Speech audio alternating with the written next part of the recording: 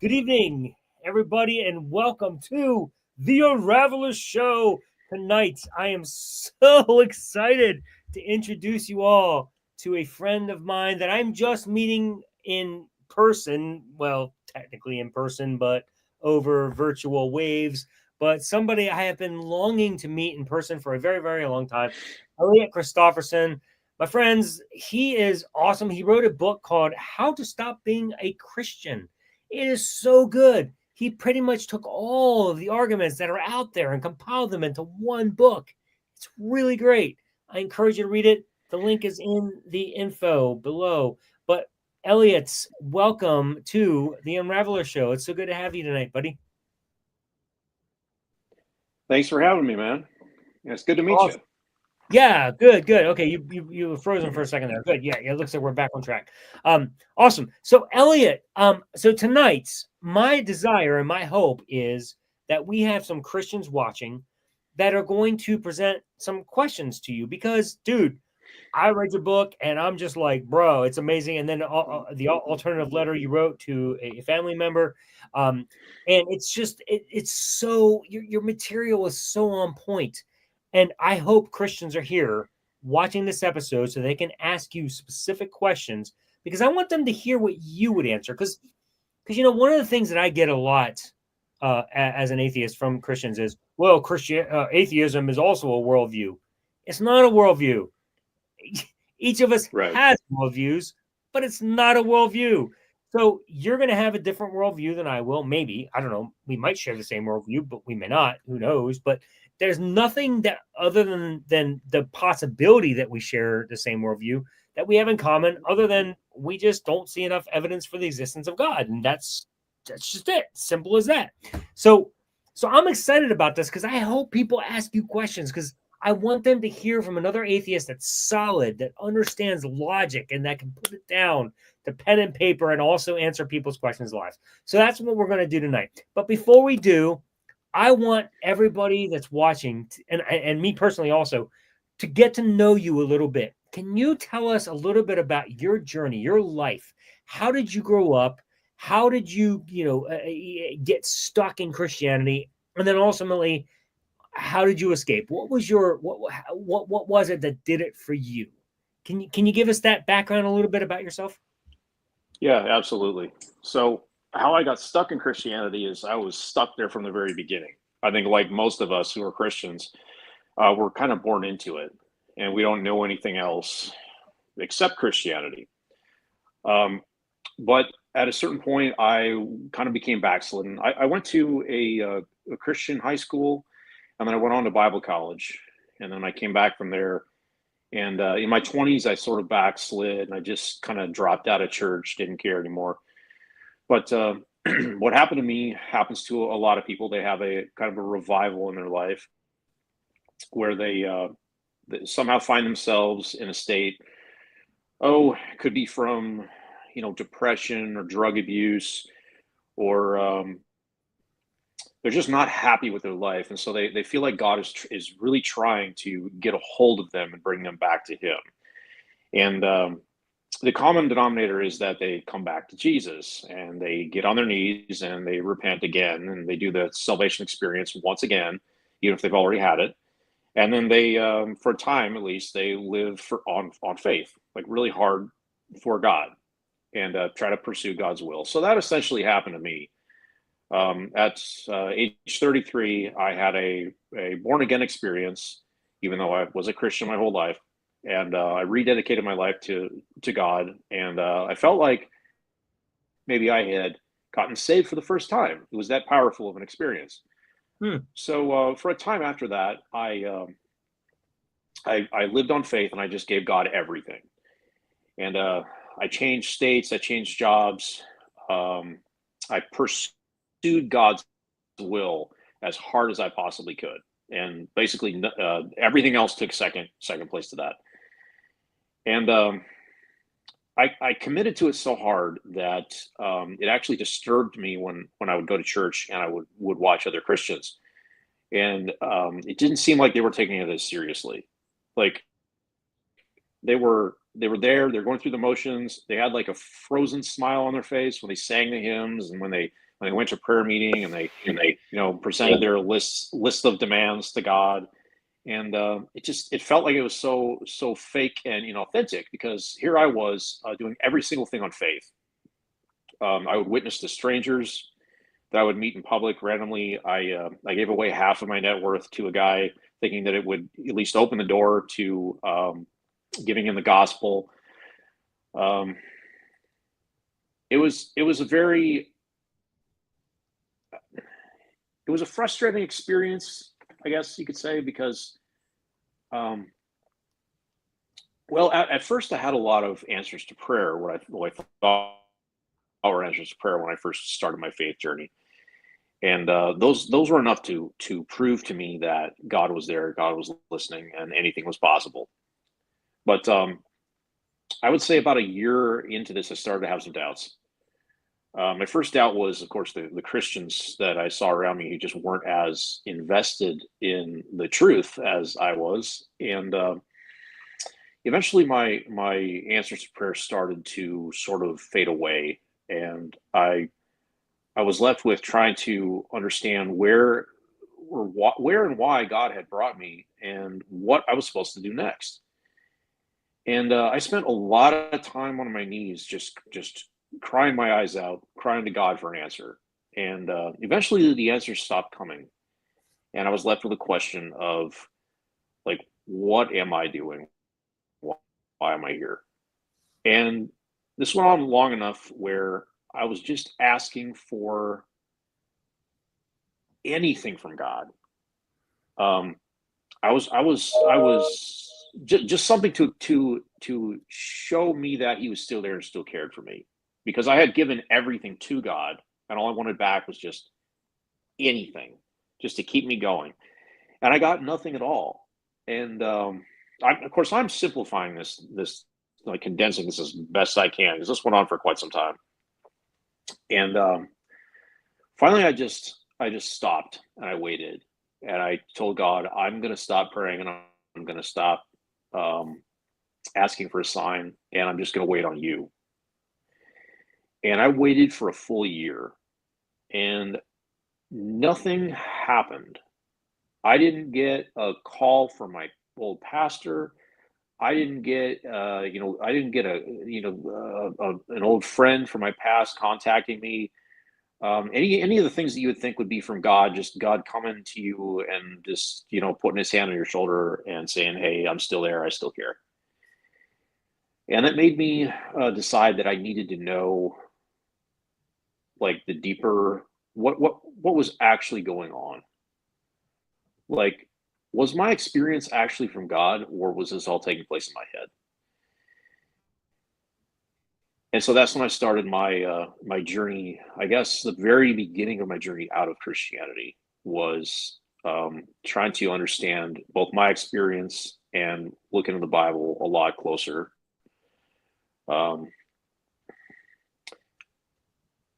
I guess I should say this. I should have said this before we started. Whenever I tell my story, especially to Christians, they immediately want to look for plot holes in my testimony. Right. This is my caveat here. Yeah. And I want to warn them that every personal experience has plot holes. We all live in a glass house when it comes to personal experiences. And if Christians want to find what went wrong in my life, why I'm still not a Christian, that I would caution them that I can do exactly the same thing to their personal experiences of why they're a Christian and how they got there themselves. I think that it's difficult for a Christian to accept the fact, a current Christian, because as ex-Christians, we accept this like nothing. But for a current Christian to accept the fact that someone can genuinely believe the gospel with no equivocations, no excuses, no caveats. They can totally, genuinely believe the gospel. And then later on, they can come to genuinely not believe the gospel anymore. They search for a way to reconcile those two things. Either you weren't a true Christian in the first place, Right. or perhaps you're not a true atheist now. You're in Right. rebellion to God. Right. Yes. And that's extremely frustrating for those of us who have left Christianity, because Extremely frustrating. Yes. Yes. more more than extremely frustrating, Yeah. because we genuinely believed, I think I speak for almost all ex-Christians, that we genuinely believed in the gospel. We thought it was the truth, and we believed we had a personal relationship with Jesus. And now we genuinely do not believe the gospel is true anymore, and we do not believe that we have or had ever had a genuine relationship with Jesus. All right. So Elliott, I'm just Yeah. going to ask you a question here, which is I obviously know the answer, but I'm going to ask you just because it's so fundamental to this whole thing that Christians just can't seem to get their minds around. So I'm going to ask you this, Elliott: were you faking it as a Christian? I wish that I was, because then at least I would have been truthful and faking it at the same time. You know what I mean? Um, no. See, I actually, during my salvation experience, yeah, and when I moved to my new church, my new state, I actually got up in front of the entire congregation and gave my personal testimony and got baptized for the first time in my life. And that's not something that I had done up to that point. So I was that committed that I was willing to get up and risk personal embarrassment and be vulnerable to an entire congregation, and then get you know immersion baptism and take on a whole new identity in Christ. So if you think a person can fake that, then you have to ask yourself, why would they fake that? Because what could possibly be in it for them to do that?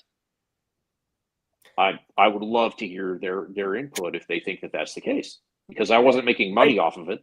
I no, wasn't getting, like, it wasn't making, like, giving me notoriety. Um, it wasn't advancing my position in that congregation, because I was a total newcomer. I was friends with no one at that point. So, like, what was in it for me? Never get a satisfactory answer to that, I guess. no, there's never anything in it for the person who's quote unquote faking it. Like, I get people tell me that all the time. Well, you weren't really a Christian. Really? I spent 40 years of my life in this. Do you think that it was my plot for 40 years to trick everybody at the very end of 40 years of investing my time, energy to build a business, of Christianity, to just then be like, ha ha, everybody, I'm joking. And to lose all of that and then try to find a way to make an income the rest of my life. Like, Right. what? It's so ridiculous when people accuse me of that. It's like mind blowing, dude. Now, Yeah. you were a pastor before, correct? Yeah. Yeah. Exactly. Now, Yes. I mean, that was your day job. That was my full time job. Yes. Yeah. Now, the amount of money that you have made and will make off of your book, and then along with, like, possible potential YouTube revenue from having the channel, that's probably never going to even come close to competing with your salary as a pastor. So you didn't do this for money, and, No, and there's so, and if we're looking at, like, just the market in America, like, there are so many Christians versus so few atheists that your audience just got so much smaller. Like, there's no financial incentive here. No, there really isn't. And much like what the Joker said in the Dark Knight series, if you're good at something, why do it for free? Like that's the only reason I sell it. It's not like I expect to make like gazillion dollars off of this. No, but I did put a lot of work into it. So yes, I want people to buy the book. But no, but you're absolutely right.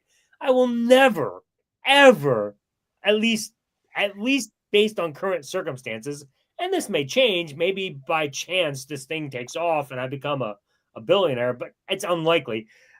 But to your point, yes, it's not because I'm trying to make money off it. I genuinely want people to read it because I think it will deconvert them. Like, I care about people, and I'm tired of people thinking that this thing is saving their lives because they believe in a God that's saving them from their sin. And yeah, you know how it goes, man. The whole thing's a mess.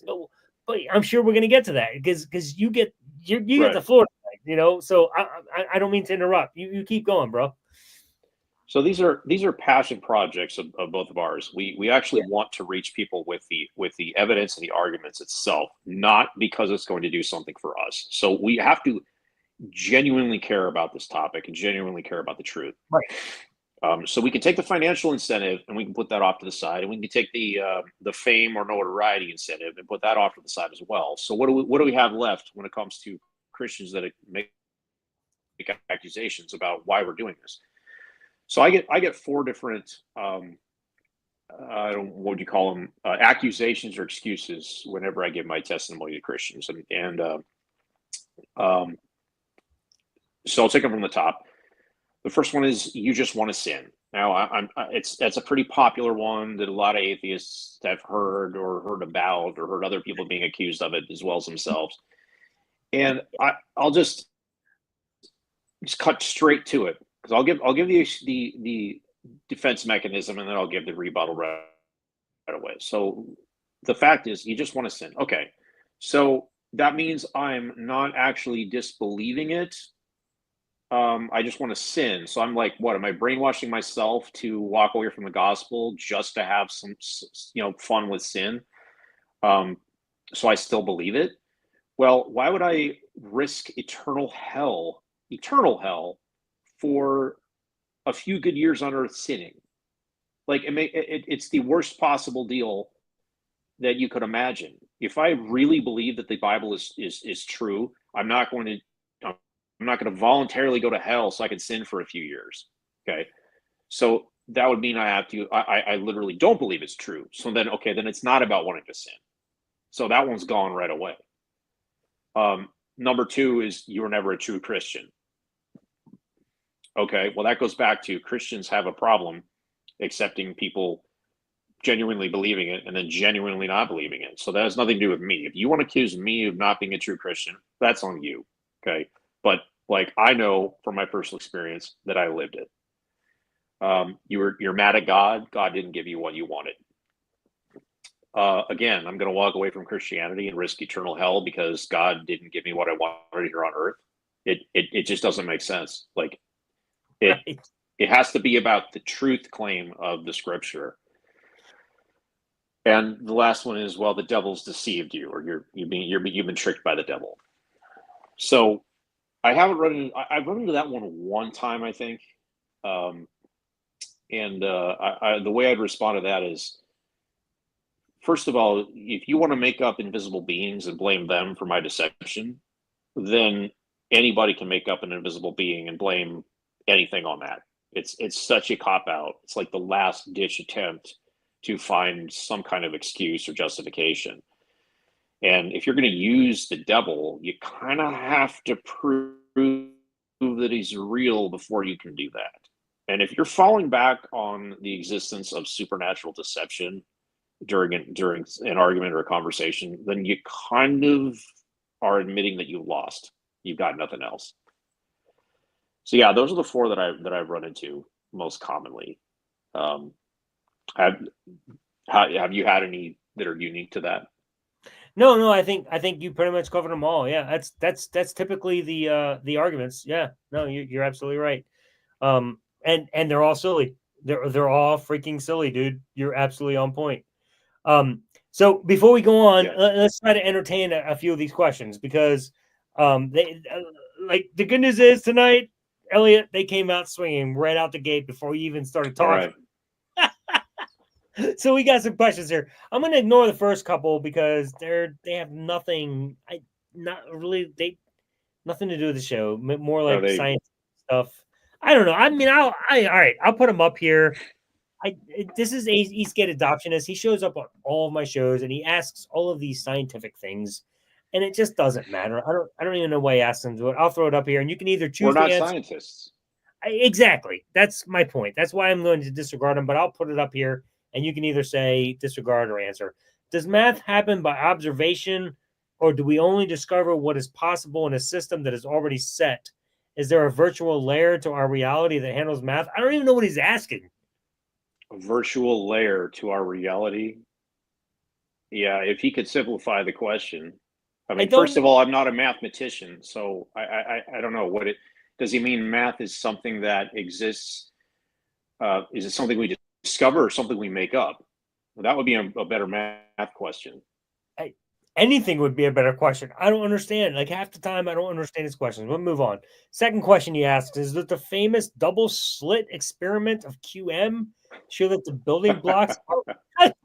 I'm just going to move on. I don't even understand that already. Like whatever, Yes. dude. Okay. The double slit experiment proves we live in a simulation. How about that?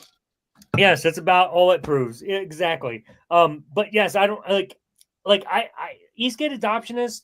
All I can say is apparently the guy's brilliant, but he's way too brilliant for simple conversations like this. Yeah. He doesn't know how to just dialogue in the real world. The majority of the population that hears about the double slit experiment misinterprets it. Let's put it like that. And Agreed. Nobody's a quantum physicist. Agreed. Paul Rothwell Smith, I'm not sure what this question means. He says, what about evidence for life? Do you have any clue, or should we move on?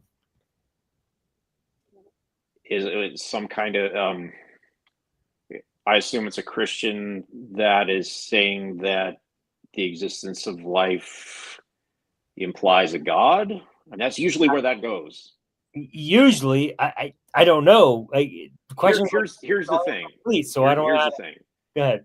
Yeah, here's the thing. There's not a single question that atheists cannot answer, because if they don't know the answer, they'll say, "I don't know." Exactly. And that's the only honest answer. And that is a good answer. Now, and on the flip side, when Christians claim they have absolute truth, then there can be no answer that they answer "I don't know" to, because they claim they have absolute truth in the Bible. Right. So if you have absolute truth, you cannot end up with no answers. Absolutely. And so at least with "I don't know," it invites the opportunity to say, let's try to find the answer. Whereas Correct. if you've already concluded the answer, you're not looking for the answer. And so the problem with theism is you make a leap from, well, I can't explain this any other way, so therefore God.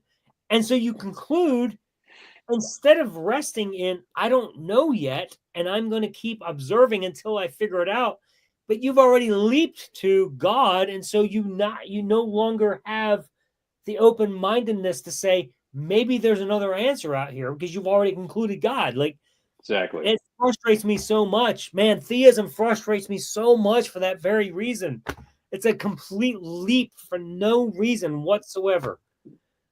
And you close off the possibility of observing anything else that could be. Yeah.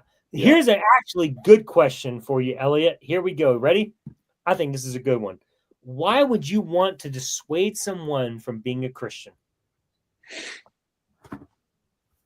Well, for two reasons right off. One is, if it's false, why would we want to believe it?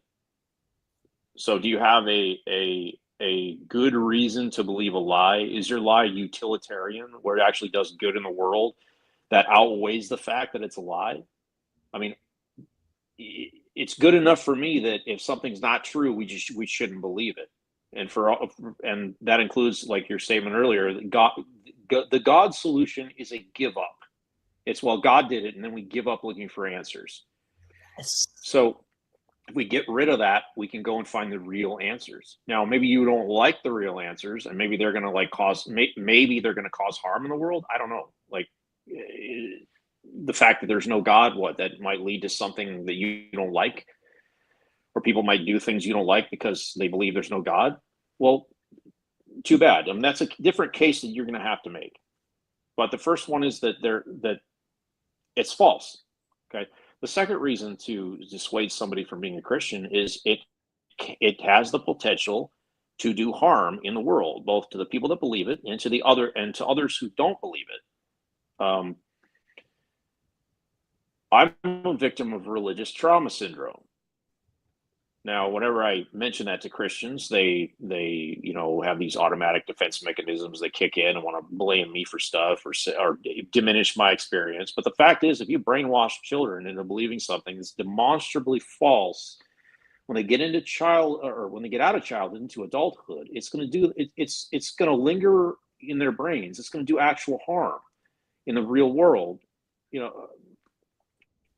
Why would you? Christianity also does other types of harm. We've seen this in the past centuries, like in the Middle Ages. There's a lot of blood that's been shed in the name of God. Okay, now you can say, well, that was back then. Things have improved. Okay, but you know what? It's my assertion that we are a couple bad weeks away in society, in our current civilization. We're a couple of weeks away from going right back to the Dark Ages mindset, where heretics are being burned at the stake, and people were essentially being Jonahs are thrown overboard. I think that we have evolved our laws to prevent religions from doing those types of things. But if you took that away, would very quickly regress to 1500. I mean, I don't want to take that risk. So yeah, there's harm that Christianity does in the real world. You can look at the Middle East. Well, how does Christianity have to do with that? Well, the fact is, if you're an American Christian who just simply checks the box on the census that yes, I'm a Christian, or yes, I attend church, that goes into the demographics, which then contribute to the fact that, American Christians support Israel, and that spurs politicians to continue to enact policies that cause additional bloodshed. We are connected to the Holy Land. If you're a Christian in America today, you're connected to the Holy Land. You are in some way supporting keeping all that religious war going.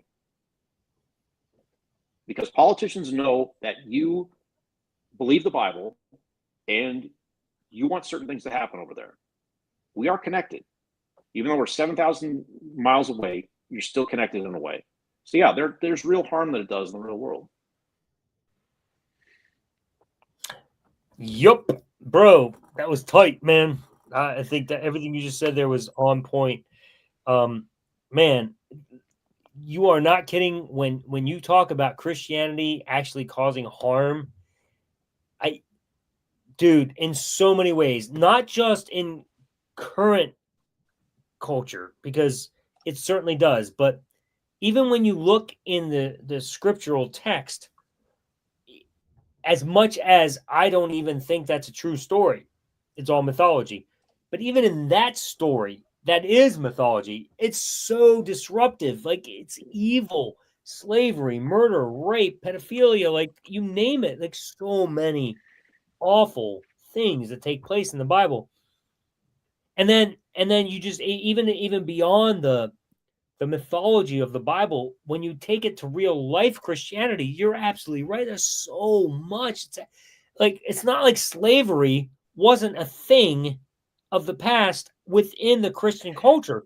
Like, Christians themselves advocated for slavery at one point in history. Right. And now, of course, they don't, but they make we look at us Christians, we saved the day. Yeah, you saved it from your own slavery. Like, you're the ones who advocated for it, and then you feel like because you fixed it that you're okay, but you're not okay. That is not an acceptable thing. Like, at one point in history, was slavery okay? When was that an acceptable moral? Like, never. Like, never. But yeah, but like, well, they want to claim that the abolitionists of the American Civil War or whatever movement, the abolitionist movement, they want to claim that they used the Bible as their basis for reversing slavery. Okay, Great. So it took you till 1861 to figure that out. Like, where was Christianity from, I don't know, 0 AD to the 1800s? Like, you didn't see in your scriptures that slavery is a problem, or were you justifying it all along? Like, wow, okay.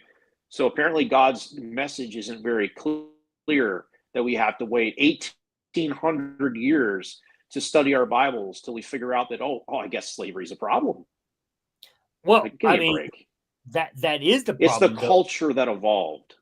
That is the problem, though, because if you look at the Bible, slavery is approved and it is advocated and confirmed by God. It is endorsed by God. He gives laws on how to approve slavery and how to do it properly and how to make sure you don't beat your slave long enough and just to make sure he doesn't die after 3 days. Like, there are so many laws in the old covenant on how to do slavery properly and how to rape women properly from other nations that you destroy, and how to take people as slaves from them, and how to take the young girls, kill the women and the men and the boys, just save the little girls.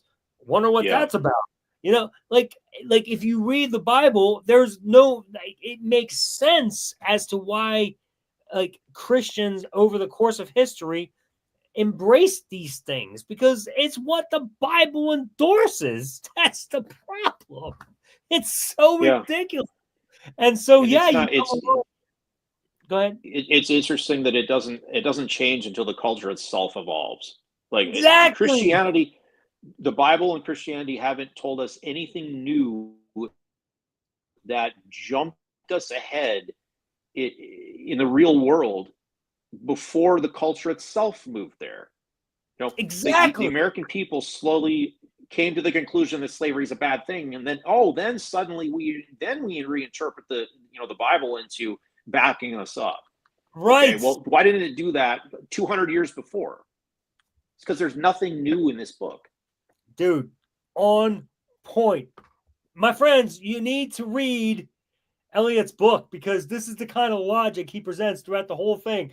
That is absolutely accurate. Like, And there's here's no here's the way thing. around that, dude. Here's the thing. It's not hard when the opposition is a lie. The truth is always more simple and always makes more sense. Yup. On point, broski. You are Got any more 100%. questions? Yep. Next question. From this is Mads. I've never understood the atheist argument when it comes to losing faith, because they look at it the behavior of others.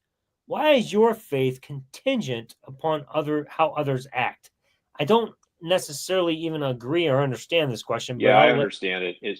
I had mentioned that one of my first doubts was looking at other Christians and seeing that they weren't as committed as I was. So, like, immediately you're fulfilling my prophecy of trying to find plot holes in my testimony. So, well done, sir. It didn't shake my faith necessarily. It had nothing to do with my deconversion. It was simply an early doubt when I looked at other people and saw that they just weren't as invested in this. Now, if you have the truth as a group, which Christianity claims to have, then the group of people that claim to be Christians and attend church every Sunday and study the Bible should show as a group different attributes than the rest of the population. And when I look at them, I don't see them living out their faith. I don't see them being any different than anybody else. That is cause to doubt that the truth of the Bible is real, that the power of the gospel is an actual thing, because you don't look any different than any other group in society.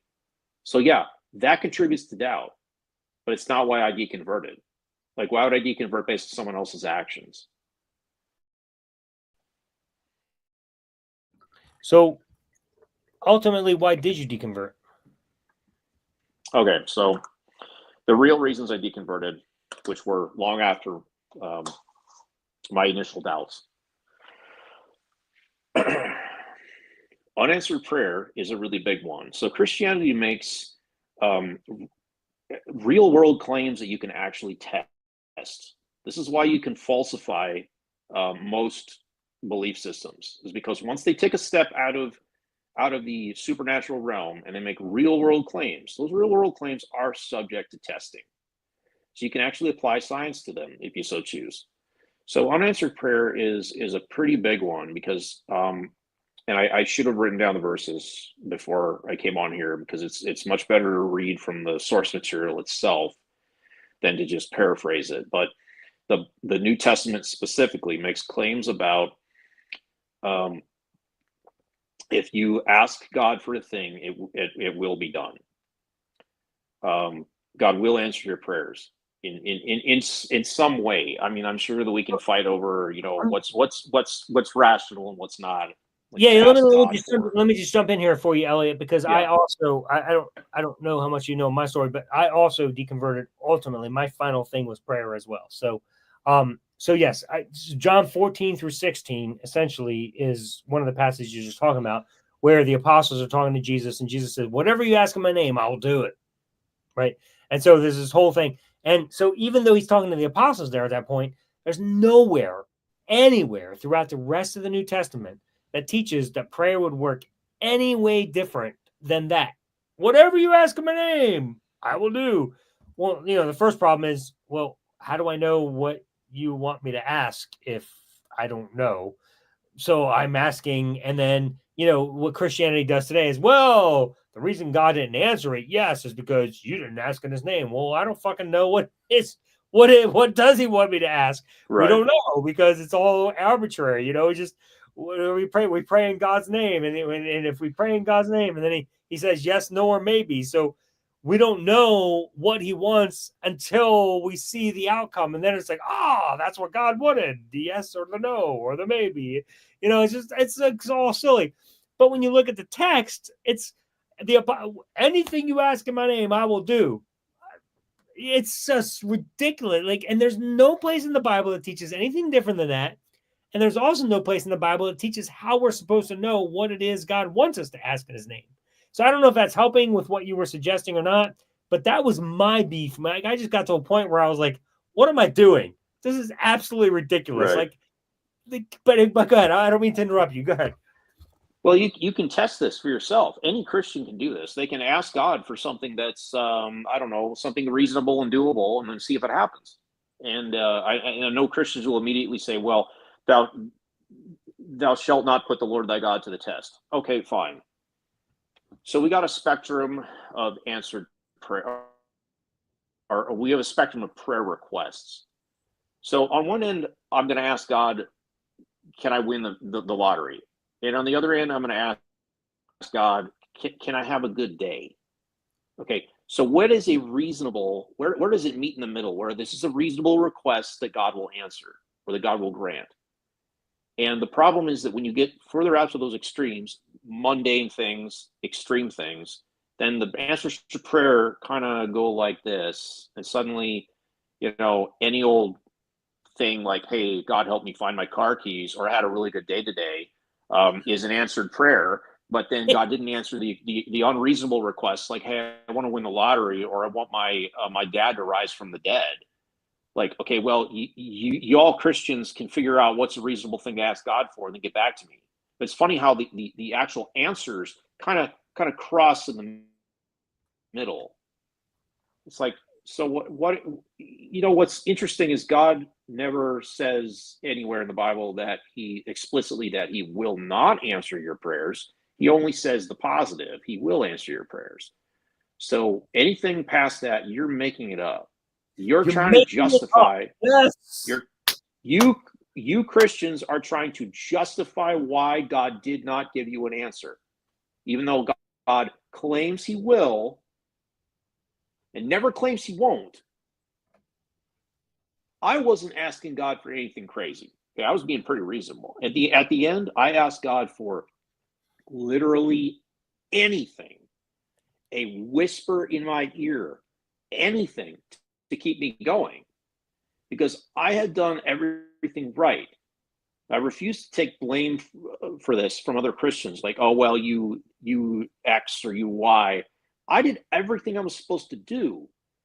And I just wanted God to show me that he was still there with me in some way, some mundane sign, anything.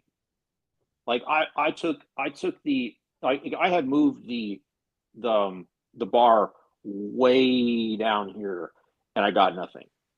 So at some point, you have to, you know, confront yourself with this crossroads.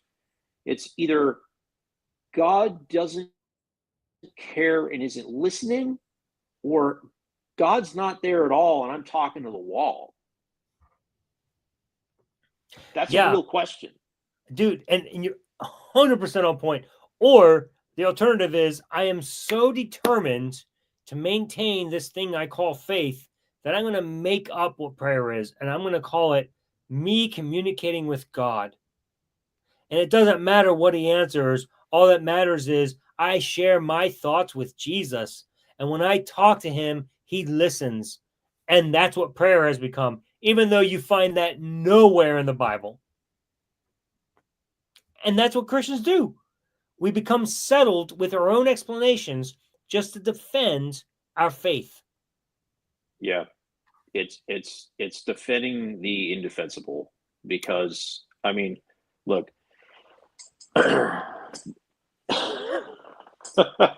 maybe it's not the best idea to invite Christians to come listen to me, because like No, it's perfect. I'm It's what not we do, happy. man. Like I seem angry about the stuff because I am, because they're irrational and they won't listen, Rightfully so, man. and Rightfully they're so. defending the indefensible. Like, it's ridiculous.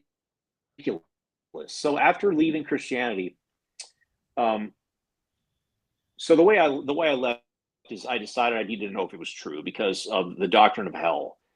So hell is such an extreme thing that you really, really need to know if this is actually true before you start going out in the world and telling people they're going to hell, or imagining, most of the world's population going to hell because, narrow is the path, small is the gate, whatever that verse says. It's so extreme to imagine. Like, if you're a Christian, I want you to imagine standing on the edge of the lake of fire and actually looking at it. Like, close your eyes and imagine it. This is an eternal lake of fire, like a lake of lava that people are burning in forever. Not for a month or for a year, or for a life sentence, forever. They've been given new bodies where they are going to be tortured in this lake of fire. Time never ends. If you're one of those Christians that believe in that, I know it's kind of a trend these days to go away from eternal conscious torment. But if you actually think that this is true, like, and you're going to go and preach this in the world and imagine, like, even your loved ones going there, you need to know if this is actually true. Like, you owe it to yourself and you owe it to everyone else that you're going to preach this to find out if this is actually something that exists in reality. So I made it my full-time job to study the scriptures and study apologetics and counter-apologetics to try to see if I could get to the truth. I know that's something that many people have done. It seems like a never-ending quest. Oh, like, how are you now going to find the truth? Yeah, well, everyone has to go and find it for themselves. It depends on how committed you are to that. So I made it my full-time job, and one of the prerequisites to that is actually having the time. Well, first you have to care, and then you have to actually have the time. Well, fortunately, I had the time. So it was an 8-hour a day project for probably a full 2 months that I hit this really hard, because I realized one night that, people I really care about who haven't done anything to deserve the secular authorities torturing them to death, why would I just automatically accept the fact that a God would torture them forever? So I hit it pretty hard. And the thing about falsifying Christianity is it touches like every possible field of study that you can imagine. I mean, it's human psychology, it's archaeology, it's neuroscience, it's historiography and historical methods, it's biology, cosmology, like everything you can imagine somehow touches on the Christian doctrine of, what we read in the Bible. And so you really have to almost give yourself a college degree in general knowledge to be able to get to the root of these problems. Something that Christians just don't do. They read it, they take it on faith, and like, that's the end. And that is so embarrassing. But anyway, to get back to what actually deconverted me, it was hell, unanswered prayer, the disproportionate salvation that we see in the world. So again, Christianity makes claims about the real world that can be tested. So there's two schools of thought within Christianity. There's predestination and there's free will. So if you believe in predestination, you believe that God has before the foundations of the world, he had determined who was going to be saved and who wasn't. He chose a select group of people to be saved, and it's irresistible grace. They're at some point in their life they're going to encounter the gospel, and it's going to be irresistible, the pull to it, and they're going to convert. There's nothing they can do about it. He's picked them. And at the other end of the spectrum, it's everyone gets a free choice, a free will decision to understand the gospel and accept or reject it. And I suppose there's some Christians in the middle that kind of split the difference, although I don't know how they do that. But Yeah. with those two schools of thought, like you can look at the world, use either one of these as a model, and look at the world to see where the distribution of believers reside. And under either model, it doesn't make any sense when you see that Christians are grouped up either by family trees or by geographical areas. So, for example, my entire family tree is Christian. It's like it's been inherited. So, if God is giving all of us a free will choice to accept it, wow, my whole family decided on the right path. Wow, isn't that fortunate? But if God is selecting the people who he saves, wow, God picked my whole family. Wow, isn't that fortunate? Well, neither one of those really makes sense from a logical perspective. And then when you look at the rest of the world, I like to use the subcontinent of India as a perfect example of this. According to demographic statistics, India, an entire billion people there, only 2 to 3% are professing Christians. So what? Did God abandon the entire 1 billion subcontinent of India to hell? Wow, seems a bit racist. What's wrong with the Indian people? And also, if you use it on the free will aspect, okay, so everyone in India has a free will choice to accept the gospel. Well, man, what's wrong with the Indian people? They're just not accepting. They're just not getting this. Are they mentally deficient? They must be idiots, right? Right. So either way, it does not work when you use this model of God gave us the Great Commission, and we're supposed to go throughout the world and preach the gospel and give everyone a chance to accept it. Well, if that's not working, okay, it's a mess. It's an uneven distribution of salvation. Like something's wrong here. And you really owe it to yourself to contemplate that for a while instead of just dismissing it or making rationalizations and not thinking about it ever again. Like something is wrong here. This is not what it should look like in the real world. And the last thing that deconverted me, which was the final nail in the coffin, was the problems with the Gospels. So I listened to a lot of Bart Ehrman lectures where he takes the Gospels apart and basically shows that these, that did it. Yeah. By the time I was done with that, I just sat there, and I that was it for me. Like I said to myself, I can't call myself a Christian anymore. This is a human creation, and it's unavoidable.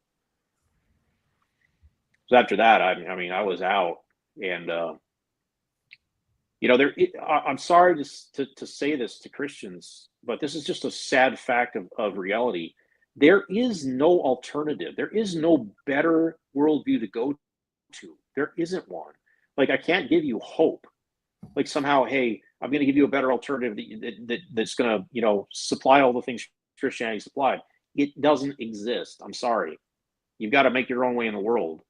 And if you're not mature enough to do that, and you want to accept a lie instead, because it's just you'll fall into a deep dark depression without Christianity, I don't know what to tell you. This is about truth. It's not about, you know, hope, meaning, and purpose.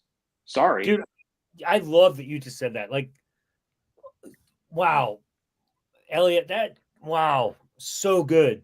Because you're absolutely right. Like, just because you want it to be a certain way does not make that certain way a reality. You just have to face reality.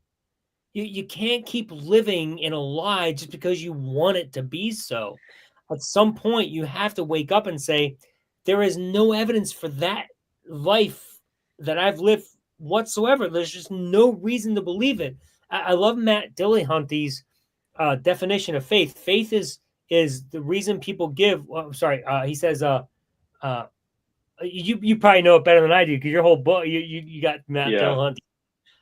Faith is that's what it is. Faith is the excuse people give when they don't have a good reason, right? Like, and that's what Christians do. Like, I don't have a reason. I don't know why. I listen to him a lot, and I listen to a lot of the people that call into his show. And I watched one today where the guy called in and he was like talking about his experiences about his friend who died, and every time they would talk about this friend, the light bulbs in the house would explode, and so he was an atheist, but then he became a theist because he saw all these, times the bulbs would explode and they would talk about, and so he couldn't deny it anymore. He had to become a theist. And the question was, how, what, how do you explain why these bulbs exploded? Well, I don't know. Well, if you don't know, then why are you attributing it to a god or this ghost? Well, because I had so many of them, it has to be. Wait, so then give me the explanation. What was the reason? Well, I don't know the reason. If you don't know the reason, it just kept going in this circular thing where it was like, I don't know the reason, but I'm going to attribute a reason just because I must. I have to find a reason. I have to have some explanation because I feel very uncomfortable living in this world called I don't know. But the reality is that world of I don't know is what persuades us to keep pursuing the actual truth. Like, I don't know means I'm going to keep looking until I do know. But if you settle on some random explanation called God to simply fill the gap because I don't know makes you feel uncomfortable, then you've just, as you said earlier, you've just given in. You've just completely and utterly given up the pursuit of truth. You've just settled on some answer that you know isn't true just because you want to have an answer. That is a terrible way to live, and I'm totally with you, bro. Like, I don't want to live like that anymore, and that's what faith does. Faith is just the excuse we give when we don't have an answer or we don't have a reason. And I'm sorry to break it to Christians, but the fact is that you still live in a world of I don't know. Even though you claim you have an answer, it's still an I don't know, because your Bible does not provide you sufficient answers. There's still going to be a whole multitude of them. And in the back of my book, I have a list of questions for Christians, and they're questions that most of them you don't have a sufficient answer to. You claim to have absolute truth in the Bible. If you claim that, you cannot have questions without answers. You're still living in a world of I don't know. And I had a conversation with my brother-in-law a couple of weeks back, and he's a new Lutheran. He converted to Lutheranism, and the way he says to me that Lutheranism handles these questions is they simply attribute it to the great mystery of God. And they accept the fact that it's a mystery and they don't have an answer. Guess what? You're right where I'm at then. You're living in a world of I don't know. You're no better than I am. This is the classic God of the gaps. Is we have a gap, we don't know, we got to fill it. We'll put God in there.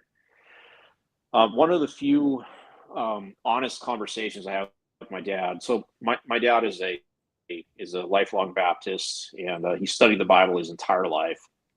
And I called him on the phone when I was at my lowest point, when I was praying and I wasn't getting any answers. And I called him for help because I thought this guy has studied the Bible forever. He's got to have something. And I've only had, I think, 2 honest conversations with him about the subject, and that was the first one. And he admitted to me that he did not have an answer. He said he has fought with God for years, begging him for an answer. He doesn't know what it takes to get an answer from God. He's been on his knees, just like I have, begging for something, and he's gotten nothing. And I'm like, yeah, you're living in I don't know land, just right along with me, except you have this story that gives you false hope, meaning, and purpose. And after I became an atheist, I had one more honest conversation with him before he refused to talk to me about it anymore. And he admitted to me that I gave him a hypothetical. I said, what if a genie appeared to you out of a bottle and said, I'm going to tell you what reality is, but it's going to be so terrible that you're going to want to kill yourself after you hear it. And my question to him was, would you still want to know it, even if the truth was so terrible that you couldn't handle it? And he said, no, he wouldn't want to know it. He has to have a story to explain it. That story is the Bible. Case closed. He will take a lie over the truth as long as he has this false hope, meaning, and purpose. And that really shocked me. I couldn't believe that somebody would actually admit to that. Essentially, kind of, sort of admitting that their beliefs aren't true, but they have to have them anyway, even after relying on them for an entire lifetime. I'm like, wow, that's just sad. That's really sad. Elliott, yeah, and it's I see this over and over and over again, and I think even when I was a Christian, I probably would have, told the same story. Like, oh no, there has to be some hope. There has to be some heaven. There has to be some answer to this. And I think, like, now that I'm an atheist and I've come to grips with the fact that there very likely is no life after death. I just die, and that's the end. And simply because there's no reason to believe there is anything beyond that. I gotta be honest, like, it took me a little while. It did. I'll be honest. It took me a little while, and that's because I was coming out of a Christian background that gave me this hope of an eternal life or whatever, and so that sounded so intriguing. I get to live forever, and it sounded so good. But I gotta be honest, like, there's something very, very relieving about the idea that I no longer have to strive or worry about whether or not I'm either going to go to a place called hell, which I didn't really even believe in as a Christian near the end, because as a full preterist, I had already, abandoned that view. But the idea of not going to heaven, that was more my concern. Like, am I going to make it? Am I in? Did I do enough? Did Christ do enough? How do I know? Am I going to make it? Will I get to heaven? All these concerns. Like, there was always that in the back of your mind, even if you're not going to go to a place called hell. Sure, you might be annihilated, but to this desire to go to be with God forever, like, am I going to make it? By whatever standard, whether it was my works or His grace or whatever the standard was, is it enough? Am I going to make it? I don't have to worry about that anymore. There's no stress about that. It's just, well, this is it. I live, I die. I don't have to live my life. I don't live any days of my life anymore thinking about that. Like, that was a stress. It literally was a stress. And I don't care what person will tell you it's not. That's a stress. Whether it's about going to hell or just not making it to heaven. I don't care who you are. You're stressed about that shit. You're worried. You're wondering whether or not you're going to make it. Like, I don't think about that anymore. I just don't care, because the fact is, when this life is over, it's over. And I'm just living the life I want to live, period. And like, what a stress. I get it. I get it. You're now free to sin. So that's what it's all about, right?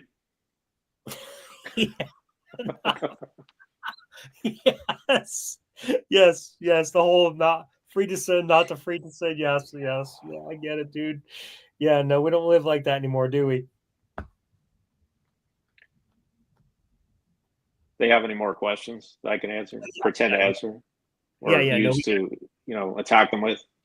yeah. All right. So anybody who wants to ask Elliott or me, but mostly Elliott, any questions, please post them here now because we are nearing the end. This is your one chance to ask an atheist anything you want. This is your We're chance. nearing Don't the end. I have yeah. so much more to say, man. Well, no, we don't have to near the end. You can say all you want because this Well, I'm happy how to much stay open time have all night. you how much time have you allotted for this? Dude, I have no time. I want you to say all you want. Dude, let the world hear what you got to say, man. I'm happy about that. Let's answer some questions and then we'll go back into whatever your mind dreams of saying. All right. Mods All right. asks, absolute truth doesn't mean a Christian can't say, I don't know. Why would Christ say, lean not on your own understanding if we apparently have absolute truth? Maybe you understand Okay. that? I don't know. Go ahead. Is the gospel absolute truth? As a Christian, you probably believe it is, or not only is the gospel absolute truth, but everything in the Bible is absolute truth. So my background is a fundamentalist Baptist, and so I would say yes, the Bible is absolute truth, and the gospel is absolutely true.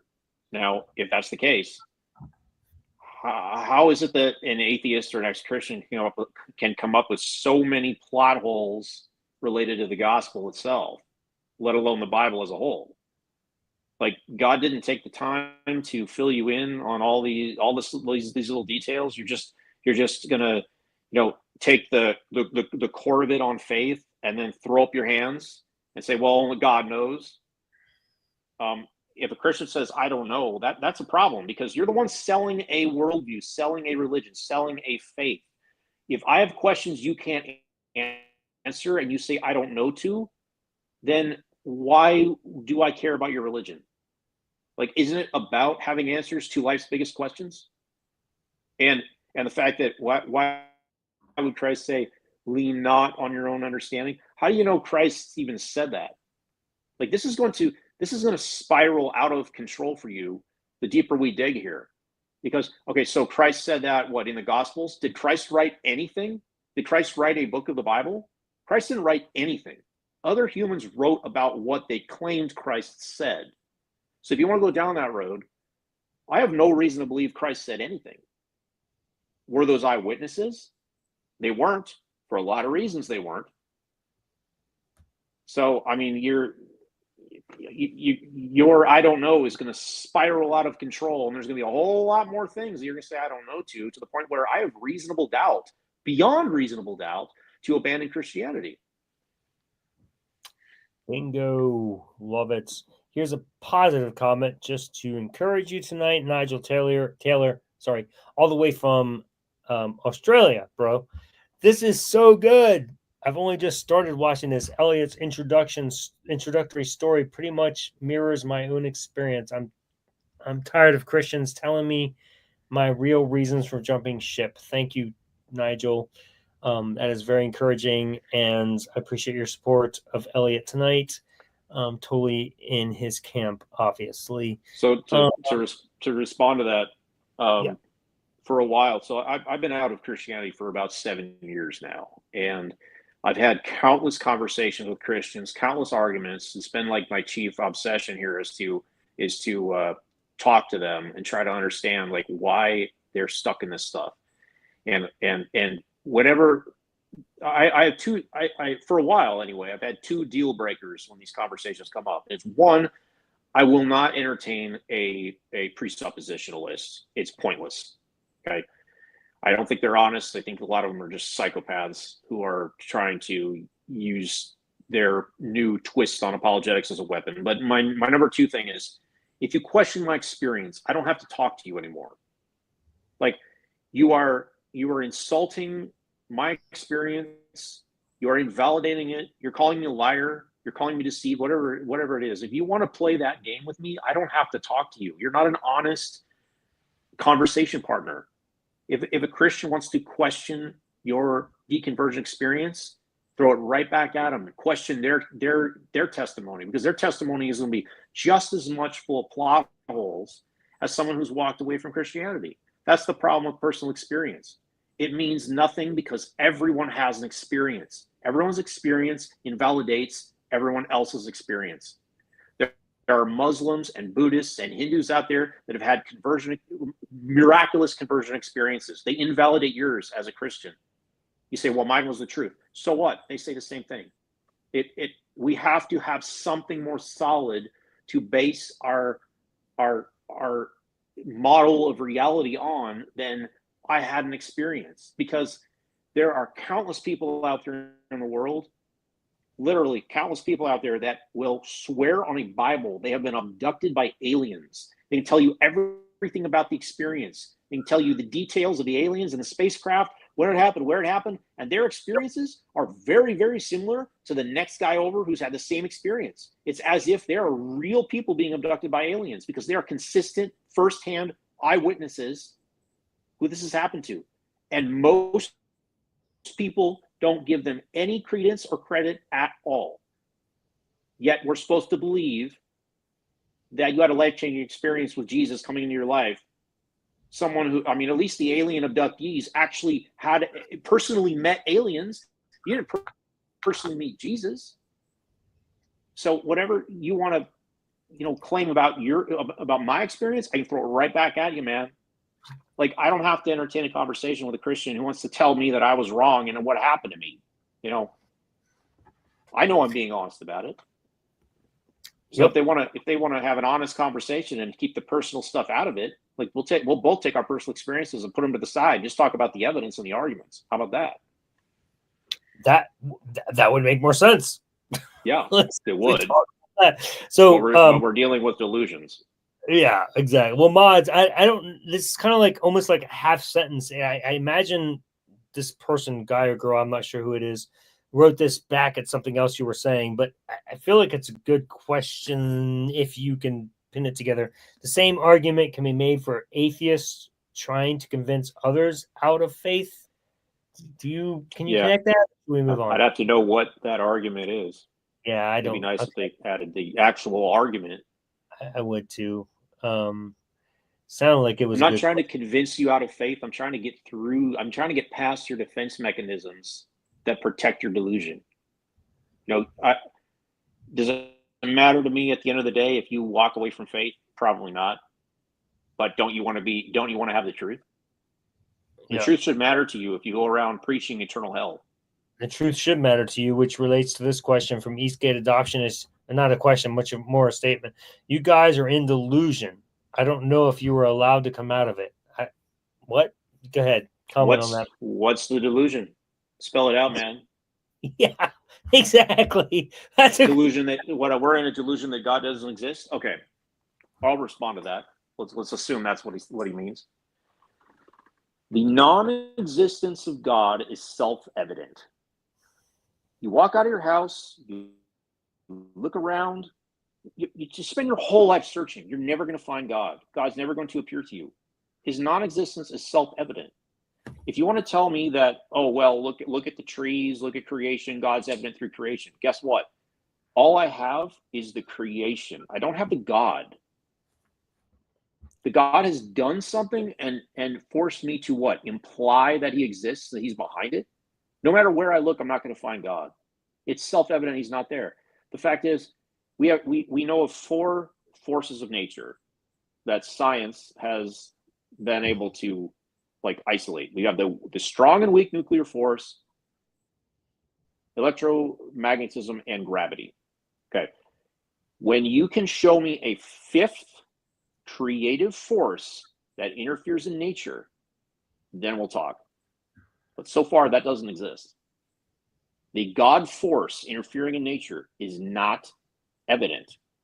I am living in a world where God does not exist, and so are you. You're adding things to it that you cannot see and that you cannot meet.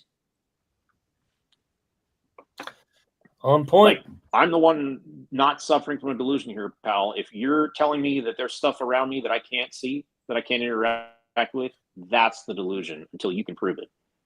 Yeah. Wait till you have an episode where I actually give you all of the questions and comments that Eastgate Adoption has. He's going to give you all of these nonsensical things that Yeah, have nothing I've to do seen with it. his. I've seen Yeah, his stuff before. it's like He's nonstop. obsessed.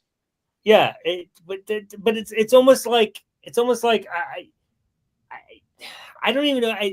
He just asks questions with nonsensical comments, and I don't even know how to answer them. I'm like, they don't even make sense. But Well, I mean, either he's a schizophrenic or he thinks he's on a mission. So okay, well, yes. how about this? Why don't you Eastgate Adoptionists? Why don't you tell us about your personal testimony about how Jesus changed your life? How about that? You know, isn't that what you're supposed to do according to the Bible? Right. Yeah, I guess that'd be good. You know, I've noticed that with online interactions, the best way to weed out a psychopath who just wants to fight is to ask him for his personal testimony of how Jesus changed his life, because they don't want to get vulnerable. They don't want to give anything personal. So they just want to fight. And if they run away after you ask them that question, then they just want to argue. All right, so there you go, Eastgate Adoptionist, whoever you are, take that challenge. Elliott asks you, share your testimony. Tell us how Jesus changed your life. Let's hear that instead of all of this convoluted scientific stuff that you try to present as though there's something there. You might be brilliant. I don't know. Maybe you're not. I can't tell because the way you ask your questions, I don't even know how to answer them. I'm like, you make it sound like you're so smart and then I'm so stupid, but I don't know what it is. So let's start with something simple. Can you bring it down? Are you intelligent enough to bring it down to what Elliott's asking you to do? Just give us your testimony. Tell us how Jesus changed your life. Do it without accusing other people of being in a delusion. Okay, because I'll throw it right back at you. Right. I'm not the one believing in invisible beings. Right. No, I love that. No, I think that's a good challenge. I actually think that's one of the best challenges anybody's presented to you, bro, or lady, whoever you are. But please take his challenge. I would love to see that in the comments. So he'll probably come back with the first cause argument, because we haven't heard that before. I'm not but you're not asking for an argument for the existence of God. You're asking for how Jesus changed his life. That's totally different. That's what they do. That's what they do, man. They can't help it. Right. No, I agree. All right. Mads says religion isn't about proof, it's about belief. That's why faith is the core of any religion. Okay. Yeah. Why? Why is it about belief and faith? Why? Because there's no reason to believe. That's why. Like, why should I? Is it belief is the purview of con men? It's like, oh, you have to believe it instead of me proving it to you. You just have to accept it, man. Just accept it. And oh, by the way, death is the deadline for belief. Like, why don't we get a second chance after that? Like, it's such an obvious con man's trick. It's like, act now before it's too late. This sale won't last forever. Just believe it, bro. Like, why? Why? Only because the Bible says you have to take it on faith. That's the only reason they parrot this crap, is because the Bible said it. Yup. All right. I am trying to find any more questions. Let's see. Bro, people, if you're watching, you want questions, please post them down. We're getting the same ones. It's like bouncing back and forth being Mads and Eastgate Adoptionist. So if anybody else actually has something intelligent to add to this conversation, please post them. Mads asks, having absolute truth doesn't mean a Christian can't say, I don't know. Why would Christ say, lean not on your own understanding if we apparently I think that's a repeat. Okay. That was the same one as before. Yeah. Got it. Okay. Okay. Well, here's one. Okay. So I'm just going to give you an example. You've obviously seen this. This is the Eastgate Adoptionist way to blow smoke. DNA and RNA is ordered code. Is back to a scientific garbage. Where did that code come from for the first living cell that can regulate and duplicate? Do ribosomes read RNA and create intricate proteins because they are essential? Bro, I don't even know how to answer this guy when he asks these things. Like, Yeah, do you I have, mean, it's well, yeah. Here, it's pretty simple. Mr. Eastgate Adoptionist, are you a biologist? Do you study DNA and RNA? Is this your field of expertise? Because there are people that do this for a living. It's a very robust field. You should be asking them about it, not me. I don't study DNA or RNA. I think it's a great response. That's absolutely true. Right, like Just here's my thoughts to Eastgate. Listen, every time you come on my show, you try to act like you have all of these brilliant observations about the universe. Why don't you just compile your brilliant resources that seem to go against all of the scientific evidence that are out there and earn your reward, earn your reward for being the person that showed that evolution wasn't true, or whatever it is you're trying to do. Like good grief, man. Just like publish this in an article. Why are you coming on this show and trying to act like because you can display all of your scientific knowledge means that we're wrong about something? Like, dude, it's so frustrating to me, man. if it was possible to do that, then the Discovery Institute would be winning the Nobel Prize. That's what I But was like. they're Yeah, trying exactly. real hard for you, and they're Yeah, failing. yeah. Go This has Oregon. actually been to federal court. This stuff, like intelligent design, has been to federal court under a Christian judge presiding, and it was debunked. I think it was 2005. Like if you had something real, it would have passed that test. But if you can't pass it in a court of law, then you take it to the court of public opinion and you try to trick average Christians into thinking that you're right. Wow, what an absolute cop out. Yeah. And you come and attack atheists with this stuff, like, oh, you don't have an answer to this. Of course not. We're not scientists. This already been dealt with. We don't, and that's the whole point. We don't have to be scientists. Like, go earn your Nobel Prize. Like Elliott said, like if you think you have the answer to the alternative, go earn your Nobel Prize.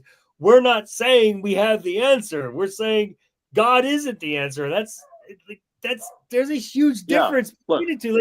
You're acting like because we don't know the answer, that therefore because you can present some silly questioning that we can't answer means that our answer is wrong if I don't know. But that's just not reality, man. Our expertise here is about how we stopped being Christians, how we found our way out, and how you could falsify Christianity for yourself. And it's got nothing to do with science. We don't even have to go down that road. Bingo! Yes, sir. That was a brilliant comment. Absolutely. Again, for mods, because apparently we're going back and forth between Eastgate and mods. I hope we get some other people here, man. How is a problem? How is it? I'm assuming is the word. There is it a problem to say I don't know when you also claim we all live in a world of I don't know.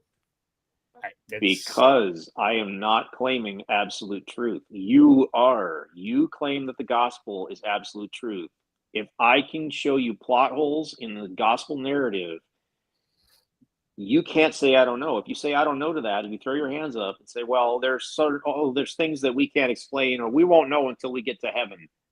Well, that's a you problem, not a me problem, man. You're absolutely right. I'm trying to find. I got a lot of comments, not a lot of questions. I'm trying to track something down here. Does anybody have any questions? Please put them in here. I'm just seeing comments. If you have a question, please put a question mark at the end. That helps me. That helps me know if it's a question. All right. I don't see anything yet. So let's just go back. Oh, Mads is going to pray for you, bro. Okay. Yeah, you and everybody else. So I'll tell you a story. So I went to the state fair last year, and I happened to go past the Baptist table where the local pastor was preaching his propaganda with a bunch of chick tracts and big, meme style signboards about, going to hell, the typical crap.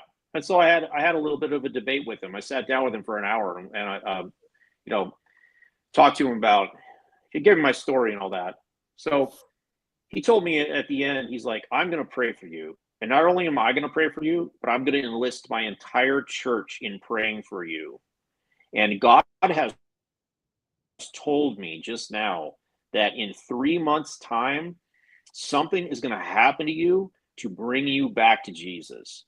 I have faith that this is going to happen. God told me this is going to happen. I want you to contact me in 3 months' time and tell me about how this has gone down, because it's a Sunday afternoon at the state fair, and I'm going to do evening service, and I'm going to tell my entire church to pray for you, and this is going to happen. And I said, okay, you're going to put your faith where your money or where your mouth is, because I'll be back here in 1 year and I'll tell you how it didn't happen. Okay, is that going to shake your faith, or are you going to make excuses for God, or why God didn't do it, or excuses for why I didn't come back to Jesus? I said, I want you to go all in on this, man. If you're going to pray for me and make these claims, go all in. If this does not happen, then I want this to shake your faith. Go all in. Hey, God can do anything. Faith of a mustard seed can move mountains. Put your faith where your mouth is. So then I went home. That was middle of the summer. The 3-month period was up in December, and he was wrong. And I can't wait to go back to the state fair and tell him so. So if you're gonna, I'll pray for you, bro. Okay, and so this is something you can test. Prayer is something you can test. Pray for me. Yes. See what happens.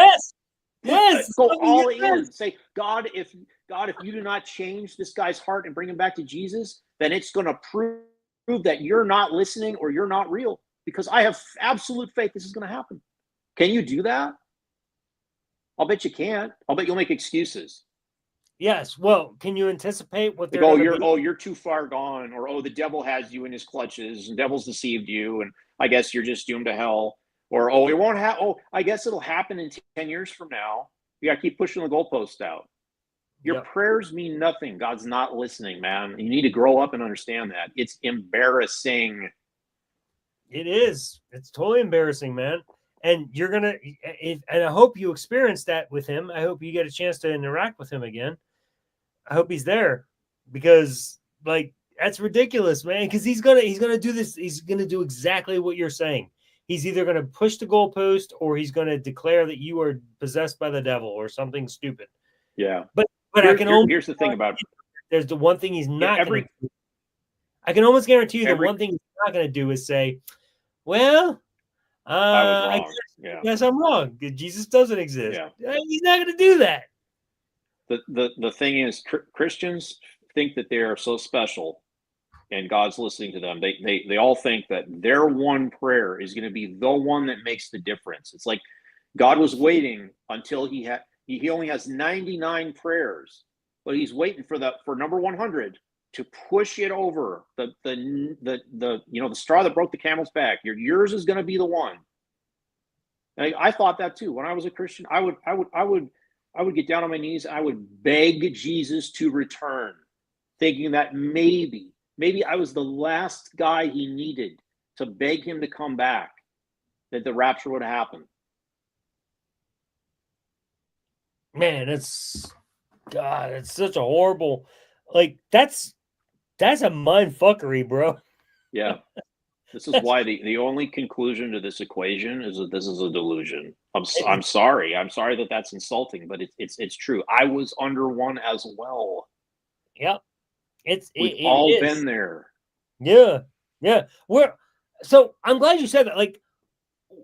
People like Elliott and me and Derek and Dustin and Mark and Tim Mills and you name it, Tristan and Jen Fishburne and Durante, and oh my God, you go on and on and on. None of us are faking this. It's not like we are just out here trying to deceive you Christians. We have been there. We lived it. We were passionate about this God. We thought he was the savior of our lives. Oh my God, you guys don't even understand how invested we were in this, and how we woke up and we're just here trying to help you. We're not trying to ruin your lives. We're not. We're trying to wake you up to a reality so that you stop ruining your life.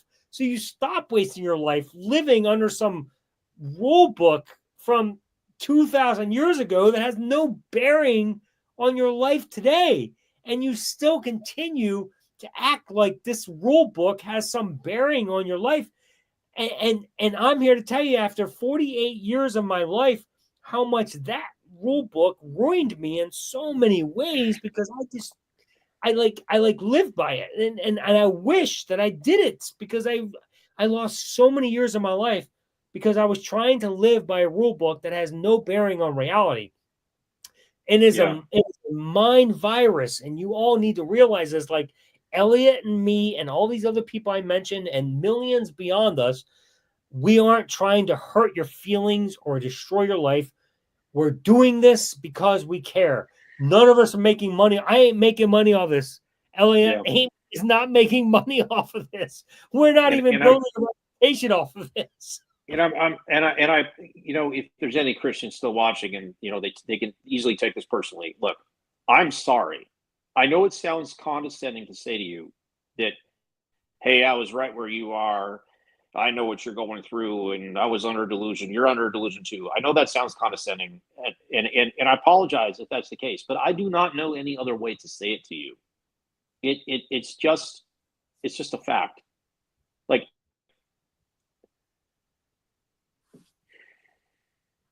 I'm angry because I am tired. I'm so tired. I know it's only been 7 years of me arguing with Christians, but I'm so tired of these responses and these apologetics that I mean, I titled my book in a controversial way, "How to Stop Being a Christian," and I know that's like something that people just, whoa, oh my God, and they're not even going to go near that thing. But it's a challenge.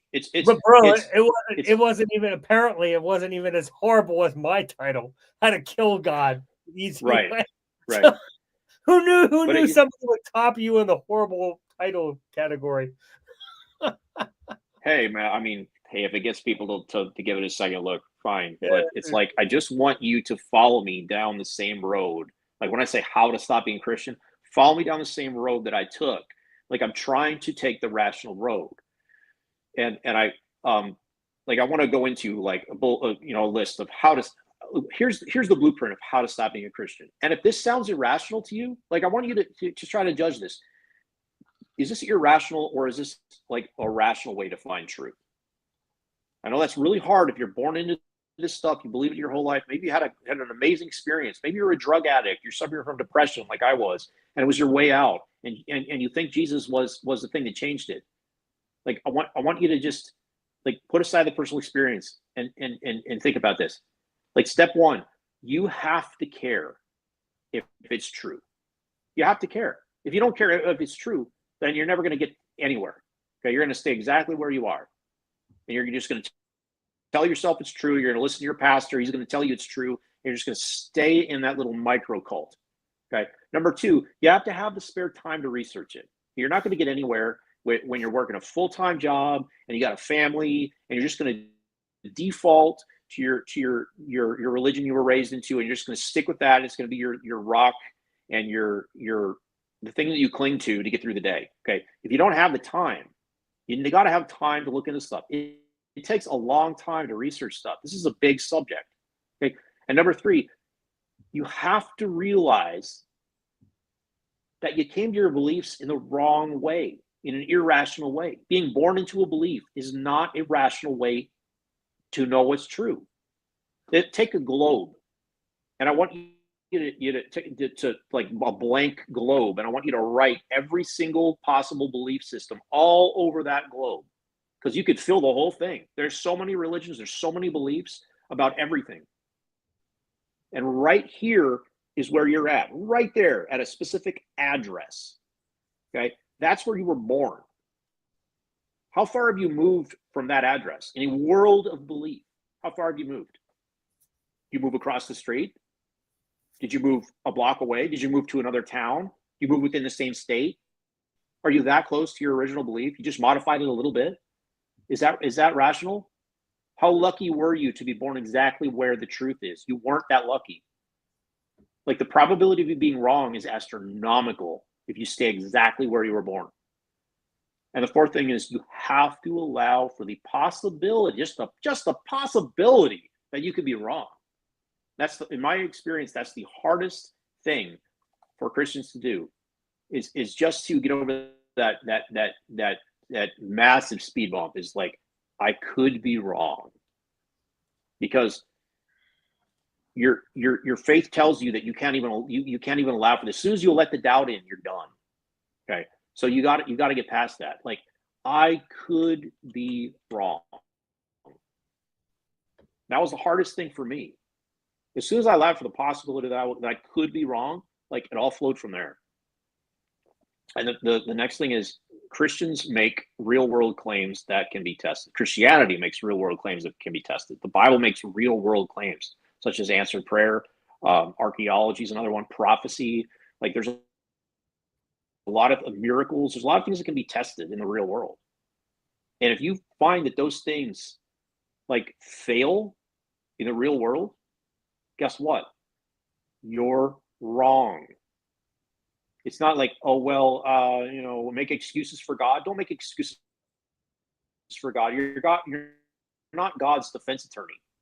If the things fail, you're wrong. That's how science works. Science is the processes that we have discovered to find out if we are wrong or not. The scientific process is remove the biases.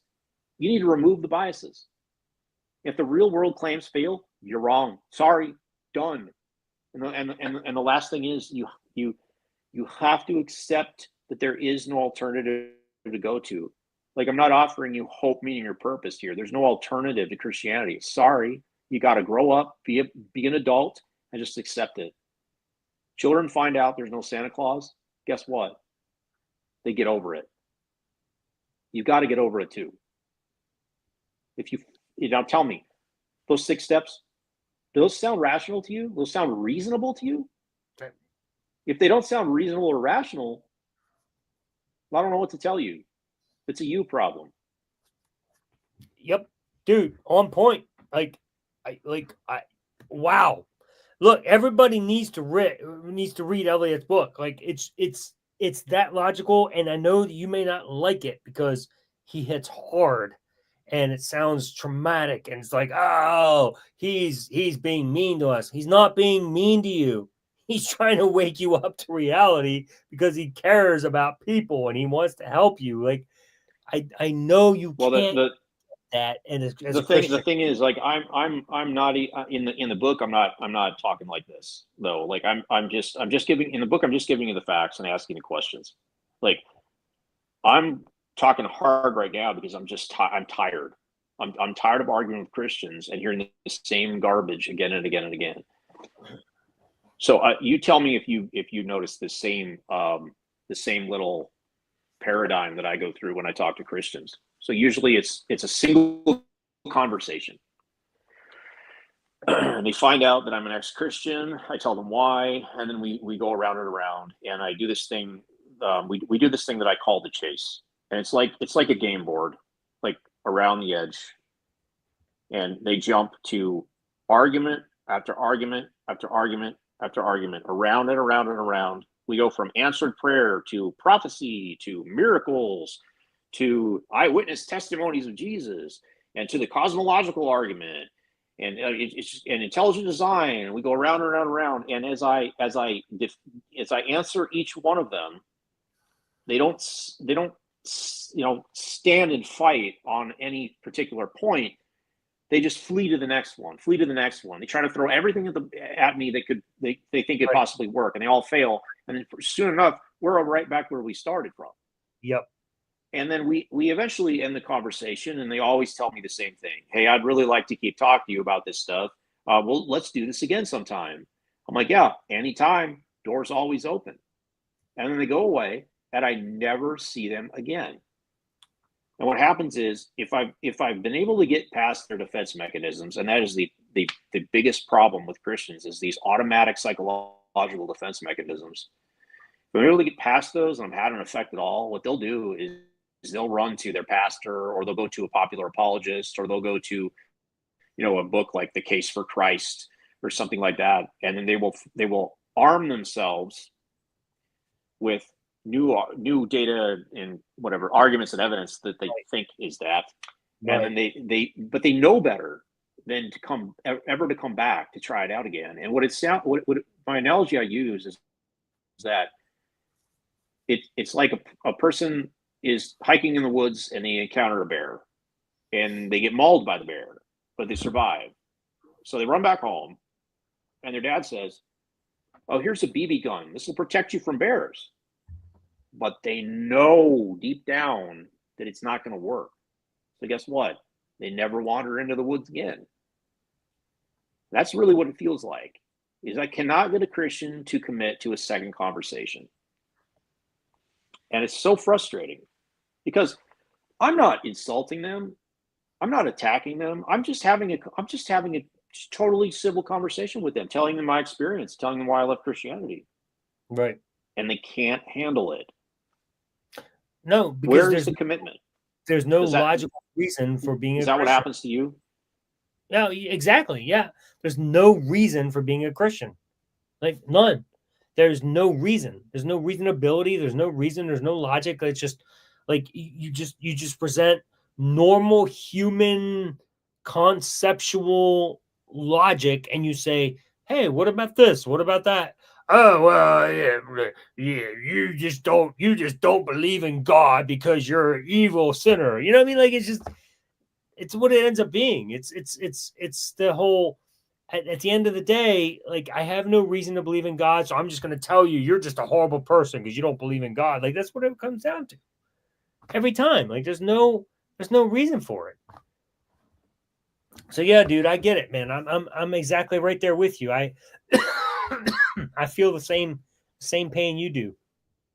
I wish there was more conversation to be Have had, you but have you ever seen any progress in real time during a conversation with a Christian? Have they ever given you any inkling that like it's working at all?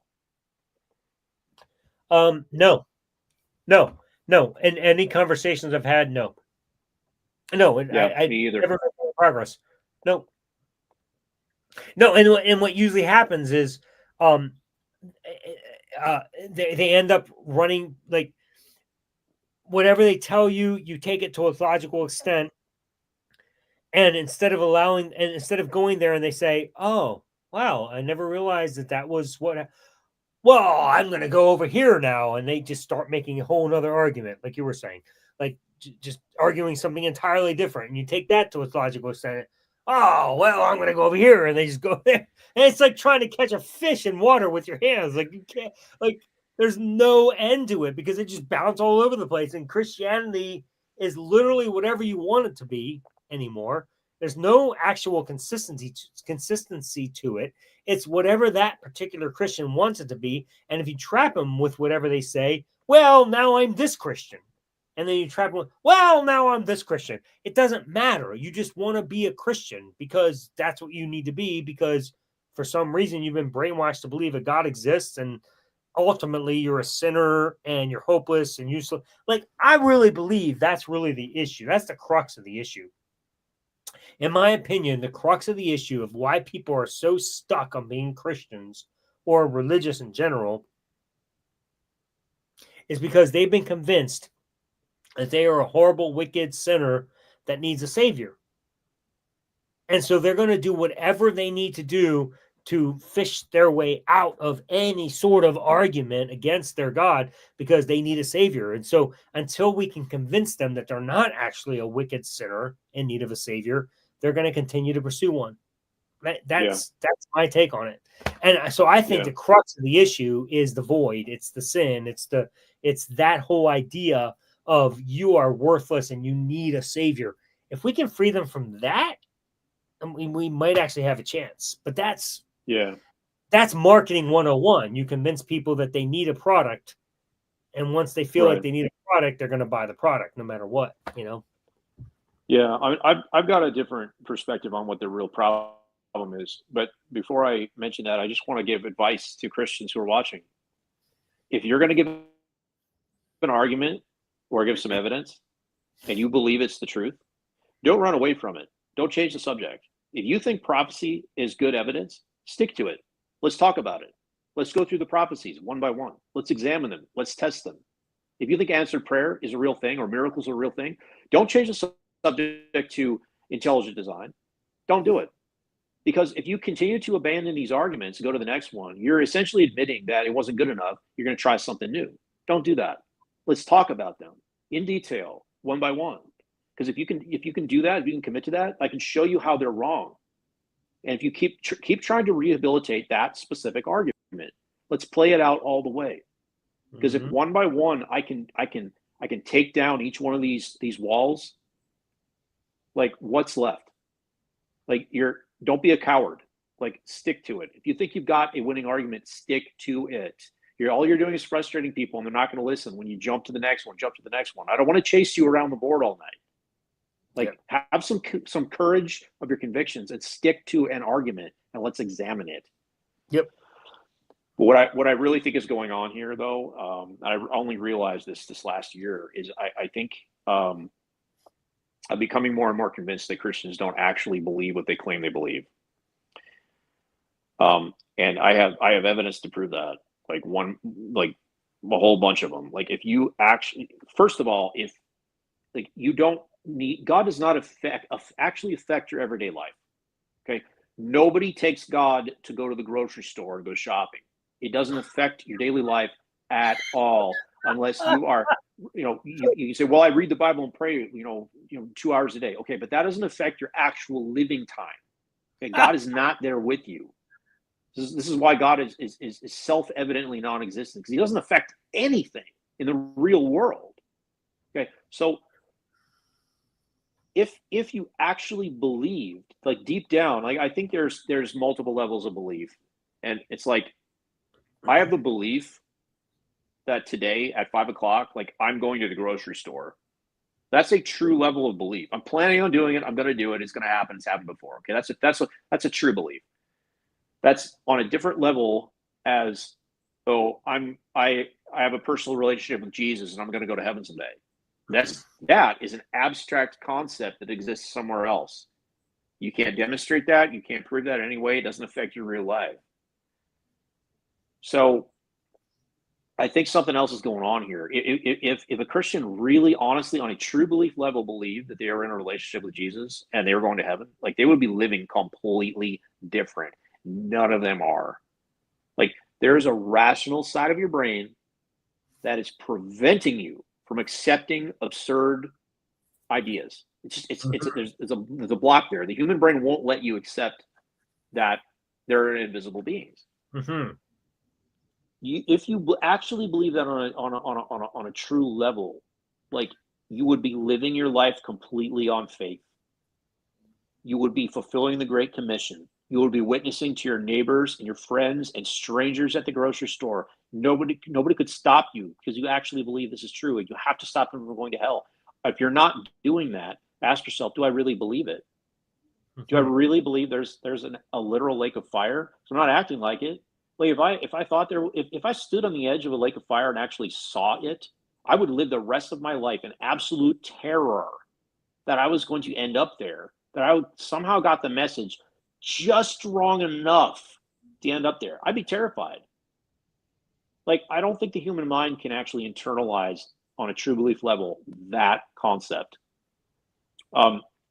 We've actually done studies on this. fMRI scans have shown that when you ask a person to make a statement, I don't know if you've ever heard of this study, but you ask a person, what does so-and-so think about this thing? And one specific part of their brain lights up. It's the theory of mind. Mirror neurons are thinking to themselves, oh, this guy thinks that, and I'm relaying it to you. And one area of their brain lights up. And then they ask them, okay, what do you think about it? And different area of their brain lights up. Yeah. And then they ask them, what does God think about it? Now, which part of their brain do you think lights up when they ask, what does God think about it? Is the other person, or is it the me? It's the me. God's statements are the same as I believe this. And so we actually have some science to back this up, that it's not, it's all coming from you. And I mean, I've got a entire list of like what a Christian what a Christian's life would look like if they actually believed, like on a true belief level. So I came to the conclusion that they don't really believe it. And what I think is going on is I think it's actually some kind of addiction. I think that a Christian is addicted. Yeah, you came to the same conclusion, didn't you? Bro, are you reading my Yeah. book? Like, what the hell? No, Like, see, that's the thing. I came to this conclusion before I read your book, and I'm like, oh my god, we came to the same conclusion. seriously? Yeah, That's dope, yo. That's freaking awesome. this is an addiction to ritual and community and like hope, meaning, and purpose. Like this is something that they have to have. And to take it even further, I think that the only way to break the God belief is to take that addiction away and allow them to go through withdrawals and get past it. And someone actually did this. Dude. There's a pastor that he wrote an article. I think he might have written a book, an ex-pastor, and it was a year without God. You can look this up. You guys can Google this. It was a year without God. He put it all in the back burner. He didn't read the Bible. He put it all out of his head. And 1 year later, he was an atheist. Damn. Because he realized he did not need God. It was an addiction, and he cured the addiction. Dude, holy crap, dude. I can't believe, like, I feel so confirmed right now, man. Oh. Can you hear me? I can't. Okay. My AirPods died. Oh, well, that's okay. No, that's okay. But you can hear me. Yeah. Okay. Yeah, I can hear it. Dude, that's so cool. Like, I can't believe, like, the conclusions are all the same. Like, wow. That's mind-blowing, dude. It took me 7 years to figure that out. Well, it took me 5, so, I mean, good grief. Well, yeah, you're doing better than I am. Yeah. Actually, I guess it took me 3 because I've been working on my book for 2 years. So I'm way better than you. Just well, saying. it took both of us our entire lives. Well, that's true. 48 years for me. Good God damn, man.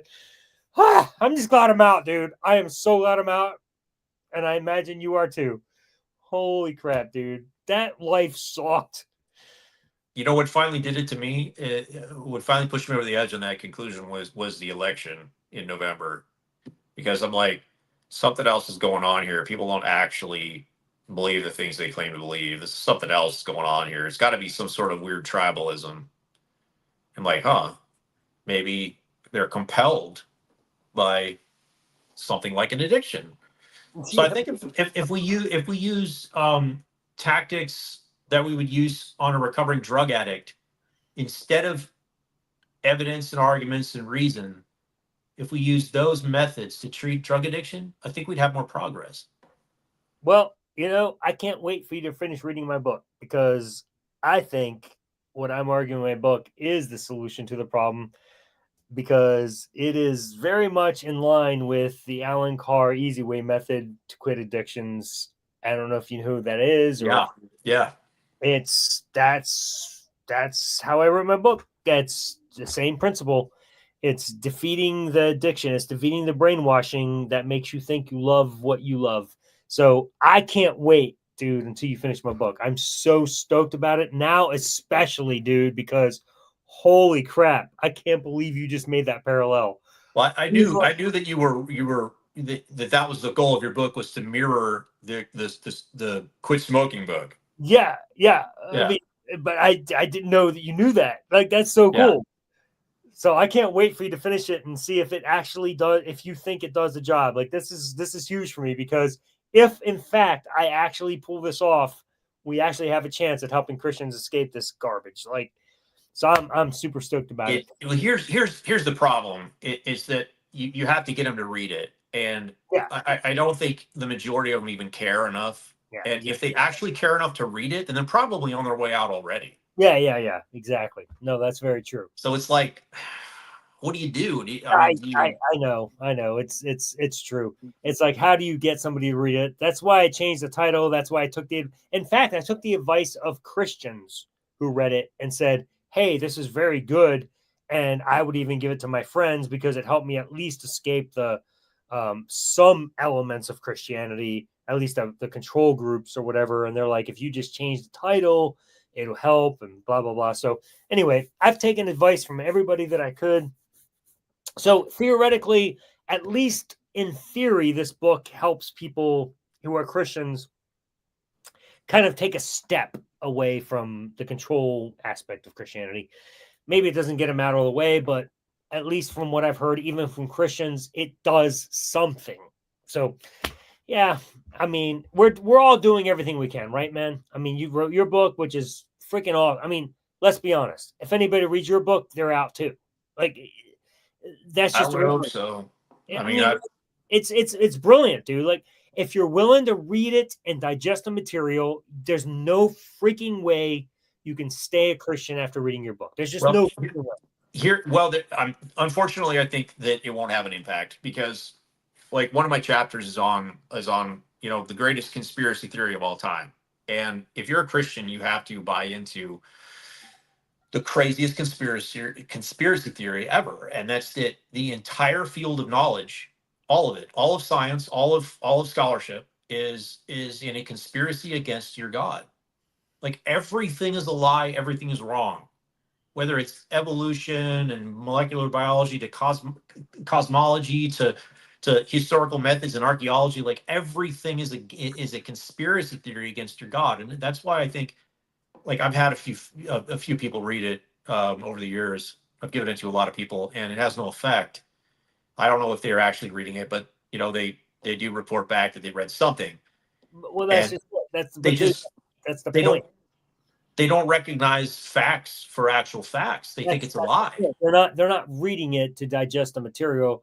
They're going into it with a refutist attitude. Well, everything that I claim in the book, I'm pulling it straight out of scholarship, and they just automatically think that it's not true. Because they're going into it to refute it. Yeah. So I don't know. I don't know how you reach somebody when you tell them, like, take for example the book of Daniel, and you tell them about who really wrote it and why and when, and they don't believe the dates, they don't believe the authorship. I'm like, this is the majority opinion of scholarship, and then it's like, well, it's not true. Like, well, then we're dead on arrival. Well, and that's unfortunate, but the materials there. We are providing this world with opportunities. And, I got to tell you, if I was a Christian and somebody presented me with one of these books, I would have read it and perhaps escaped 15, 20 years earlier. Yeah. Because I have that mind that actually cares and digests stuff. But I didn't have that opportunity because there wasn't a world of people like us back then. And back then, I mean, 20 years ago, like, it just wasn't there. Like I can't even tell you how fast atheism has just exploded in our world in the last 20 years. Like, it is mind blowing how many people I see escaping from Christianity. It is insane, dude. Like, you just look at our group that we have with Jen Fishburne, the Life After Christianity group. Like, holy crap. I'm just like, I guess I'm more pessimistic than you are, because I see most of that, the new atheist movement coming out of 9/11. And as we get further and further away from that event, I think I'm seeing like a pseudo revival in America where it's actually looking worse for us. Yeah, I don't know. I don't really see that, but maybe I'm wrong. I don't know. But it doesn't matter. The fact is, at the end of the day, people will free themselves when they're willing to. Yeah. And that's all. I mean, when you're willing to open your mind and challenge your faith, which is kind of a ridiculous thought, even as I say it. What is faith? Like, it's just the silliest concept ever. But when you're willing to challenge your faith, you'll get out if you're willing to do that. Because it's as simple as that. It's as simple as opening your mind to realize that faith is the excuse people give when they don't have a reason. It's that simple. And when you're willing to realize that, you'll read something with an open mind and allow it to digest and change your mind on things. Your book, my book, Dylan Hunty's channel, other atheist books, Christopher Hitchens, you name it, doesn't matter. Read any of them. And if you're willing to read it with an open mind, it's going to change you. It just will. You cannot read that material with an open mind, with a reasonable mind, and not come out of that somewhat changed. There's just no way, dude. There's no way. I can't believe somebody can remain in the faith and read that stuff. Like, it's just weird to me. Yeah. Now, at least on this side, I just can't. It's just mind blowing to me.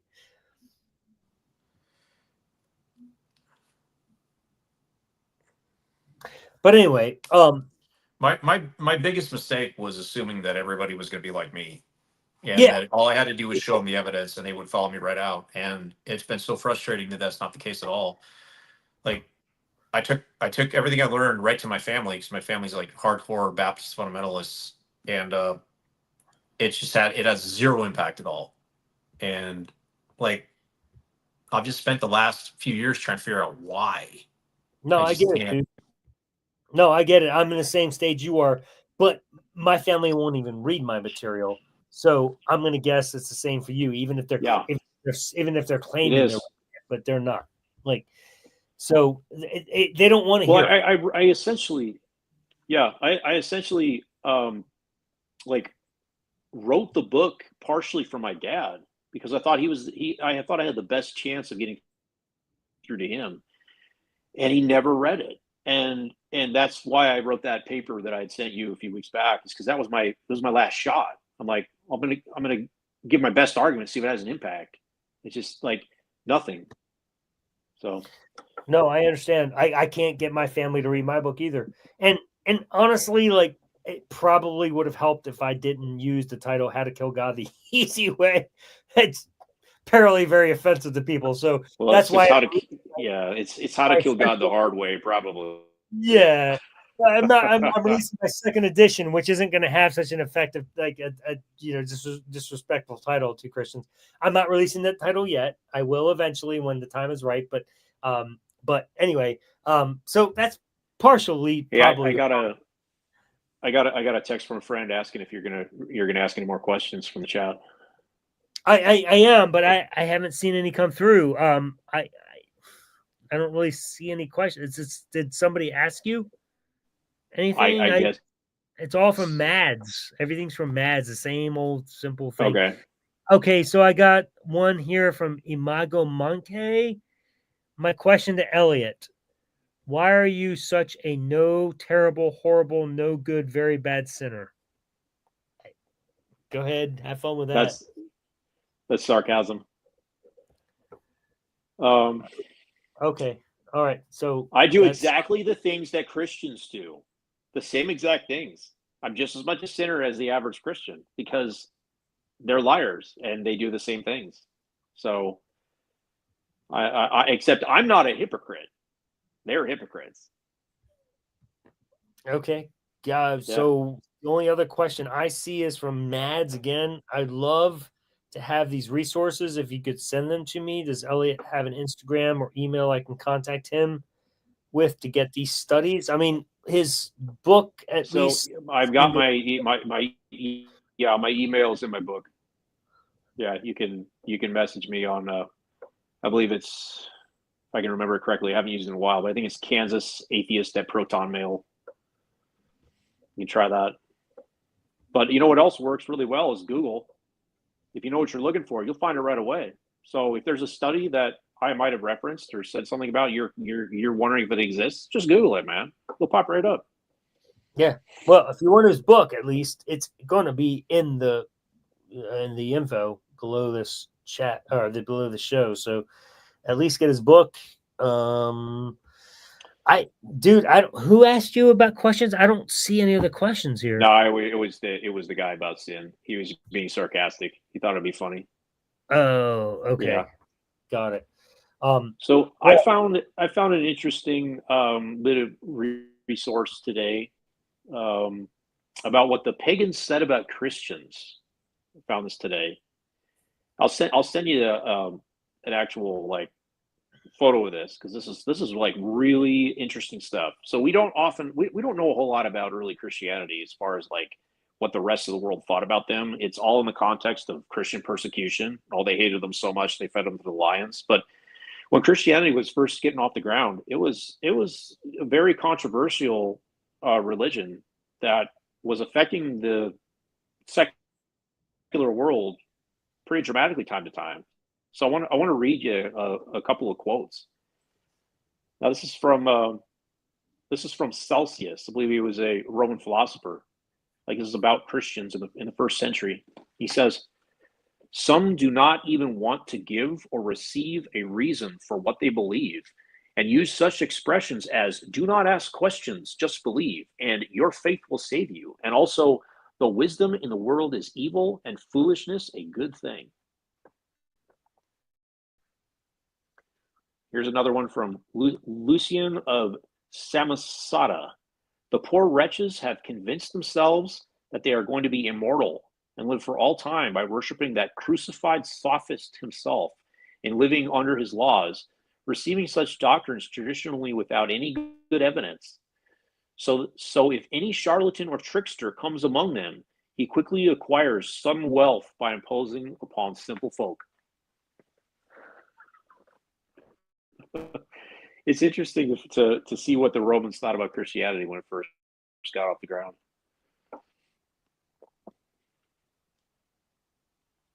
That's interesting. Pliny the Younger. Pliny the Younger says, "I found nothing but a debased and extravagant superstition."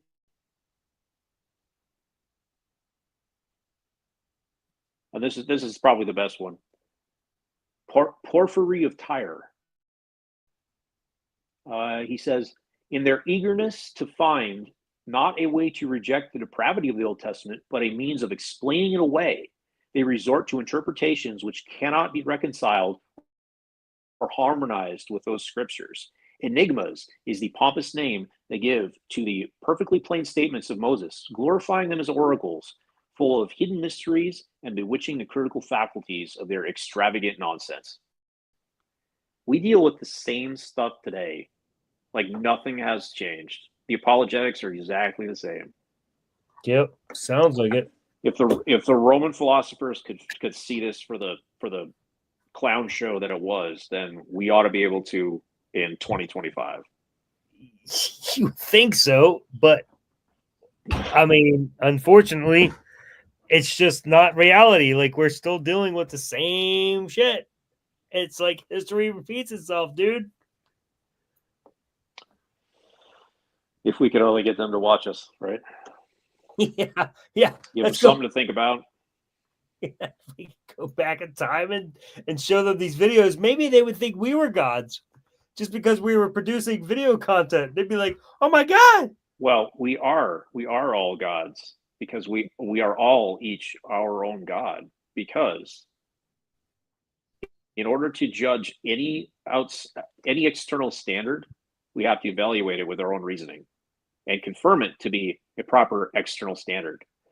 So every Christian has judged God and has judged the Bible to be the correct standard using their own logic before they can accept it as such. So we are all our own gods. They're not using God's standard. They're not using God's word. They're using their own logic to judge it first as the correct standard. There's no way out of that. Nice. So, we got to draw this to a close. Okay. Because otherwise we're just going to talk all night. But like, you are awesome, dude. You've brought so many amazing thoughts to the table. Anybody watching, don't think this is the last time you're going to see Elliott. Elliott does not know yet, but I'm just going to tell him because, whatever, he doesn't realize that he's going to be one of the next deconversionists on my Unraveler channel. So you will see him again. He will be part of this because he's got so much to offer, and he obviously is a part of this process. So, Elliott, I will definitely be reaching out to you to make you be one of the next guests on that series that I do on the Deconversionist. I appreciate that. Yeah, you got a lot to offer, dude. So, yeah, we'll see you again. This is not the last time, 1,000%. But tonight we got to draw it to a close. I think everybody's got to go to bed at some point. It's been over 2 hours. Thank you all who has stuck with us, the last two people that have stuck with it. It's been a long night. We started out with a lot and we've done it down the tube, but that's okay because it was a fun show. We've had a lot of great insights. Elliott, thank you so much, dude. I love your content. I love your book. It's really good. I love your paper you also wrote to your dad. I hope you do choose to publish that at some point because it was really solid. I will. I hope you do. I appreciate that, man. Thank you. Yeah, no, absolutely. And I appreciate you being a part of the editing process for my book. So anyway, everybody, thank you so much. And I'm sorry for that. I said a cough. Thank you so much for being a part of this night. Elliott, thank you for all your insights. This has been a great evening.